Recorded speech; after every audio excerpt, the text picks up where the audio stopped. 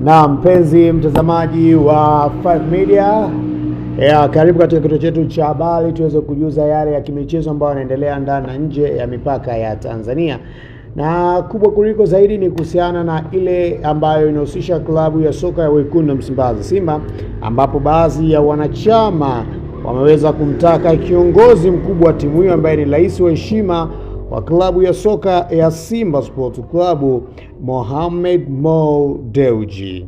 Sasa taarifa kuhusiana na Mohamed Mo Dewji ni kwamba tayari viongozi hao wa baadhi ya matawi ambao wamekuwa wakimhusisha Mo Dewji kutaka kuweza aondoke ndani ya kocha Wekundu Msimbazi Simba wameweza kuandika masuala mbalimbali ambayo yameleta gumzo. Sasa unaambia kwamba hatima ya Mo Dewji pasua kichwa.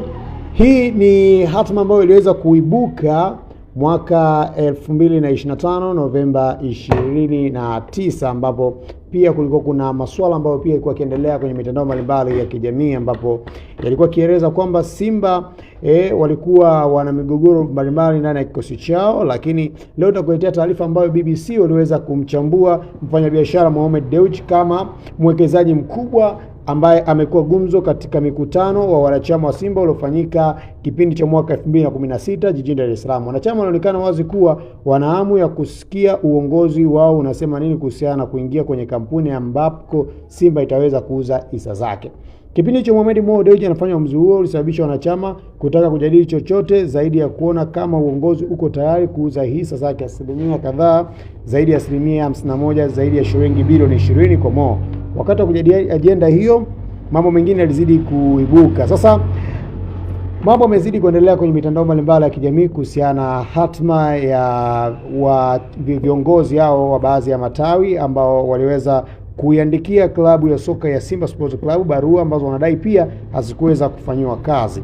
Na hivyo kwa upande mwingine waliweza kulalamika kupitia vyombo mbalimbali vya habari, na hatimaye uongozi wa Simba kupitia kwa Clatous Magoli ambaye ni mwenyekiti wa bodi ya wakurugenzi ya Simba Sports Club aliweza kutoa taarifa ya kwamba kusikitishwa na namna ambavyo mashabiki pamoja na watu maarufu ndani ya kikosi cha Simba ndani ya klabu ya Simba kuweza kuzungumza maneno mazito hayo. Sasa taarifa kwa umma ilisomeka kwamba bodi ya kurugenzi ya Simba inasikitishwa na vitendo vya baadhi ya watu kuitisha mkutano na kutoa maneno ya kashfa na kauli zisizo na staha kwa mwekezaji wa Simba ndugu Mohamed Dewji. Vitendo hivyo visivyo na kiungwana havikubaliki. Uongozi wa klabu inatoa pole kwa ndugu Mohamed Mo Dewji. Aidha, uongozi wa klabu hiyo umeandikia jeshi la polisi kuchukua hatua kali za kisheria kwa wote waliohusika katika mkutano huo ama kula njama na kuwafikisha katika vyombo vya dola kwa makosa ya jinai.